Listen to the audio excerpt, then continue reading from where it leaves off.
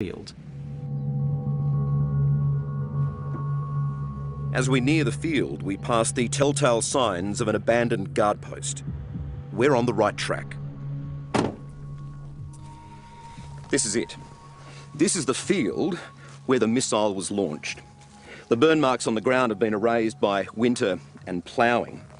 But this is where the missile launcher rolled along here, came to a stop, locked on its target, the Malaysian Airlines jet, and fired.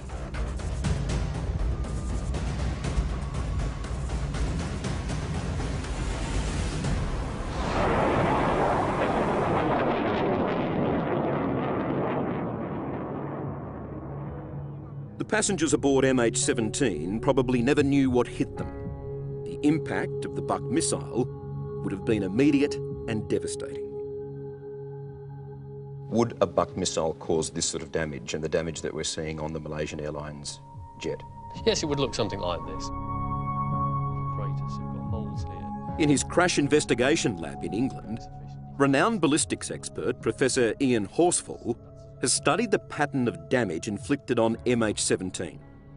Shrapnel marks clearly evident when we filmed the wreckage at the crash site.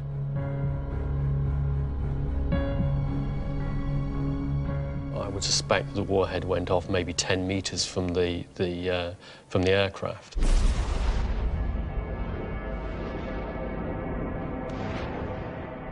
What it throws out is a flat disc of fragments that the aircraft flies through. If it was, as the Russians have suggested, a fighter jet attacking that passenger aircraft, what would the damage look like? Well, in that case, we'd have something that would look something more like that. So that's a panel that's been hit by projectiles of this sort of size.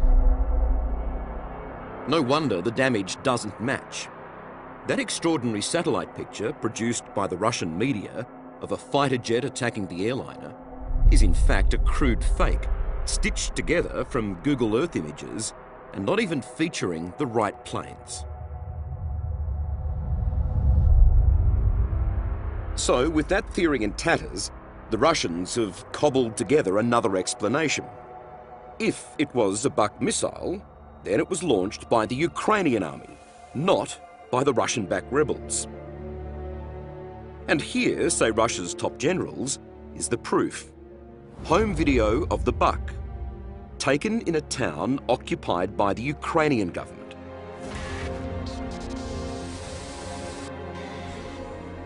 These pictures were done in the city of Krasnoarmeysk. That is confirmed by a banner that is situated close to the road. But that's not true. Our geolocation experts have tracked down landmarks indicating the video was shot nearly 200 kilometres from the government-held town named by the Russians.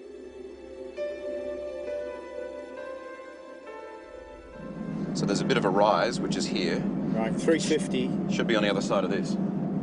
300. This is it here.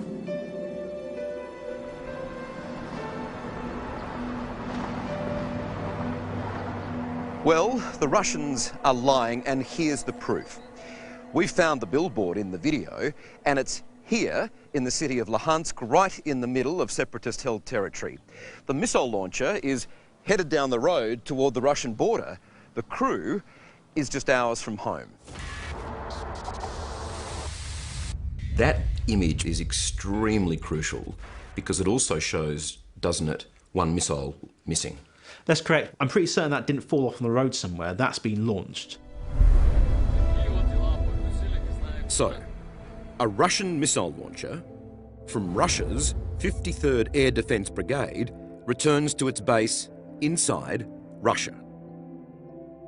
It is unbelievable to think that that missile launcher on that day was manned and crewed by armed peasant farmers. I think it's very likely that it would have been operated by Russian soldiers. It just doesn't seem likely that they would have, driven it up to the border, dropped it off. Here's the keys, off you go. Just press that button to launch it. It just doesn't make sense.